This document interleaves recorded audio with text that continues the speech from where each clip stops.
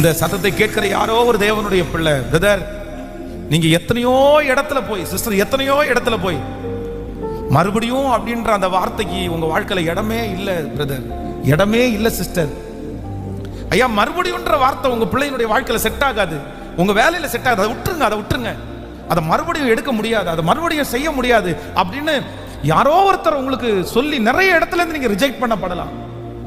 மறுபடியும்ன்ற வார்த்தைக்கு என் வாழ்க்கையில வேலையே இல்லை பாஸ்டர், மறுபடியும்ன்ற வார்த்தைக்கு என் வாழ்க்கையில வேலையே இல்லை. ஆனா கர்த்தர் மட்டும் இந்த மாதம் உங்க கையை பிடிச்சு சொல்றார், யூதா வம்சத்தாரில் தப்பி மீந்திருக்கிறவர்களை நான் மறுபடியும் கீழே வேர் பற்றி மேலே கைகளை தட்டி, நல்ல கரங்களை மேலே தட்டி, மறுபடியும் உங்களுக்கு சுகம் உண்டு, மறுபடியும் உங்களுக்கு எதிர்காலம் உண்டு, மறுபடியும் உங்களுக்கு ஊழியம் உண்டு, மறுபடியும் உங்களுக்கு வேலை உண்டு, மறுபடியும் உங்களுக்கு அங்கீகாரம் உண்டு, மறுபடியும் உங்களுக்கு உயர்வு உண்டு.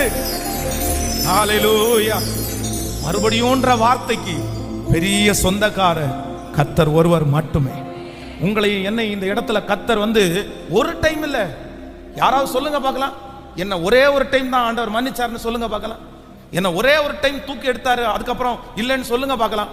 இங்க இந்த சத்தத்தை கேட்கிற நம்ம நிறைய பேரு எத்தனை ஆயிரம் டைம்னு கூட தெரியாது, பல ஆயிரம் டைம் கர்த்தர் நம்மளை மன்னிச்சிருக்கிறார், பல ஆயிரம்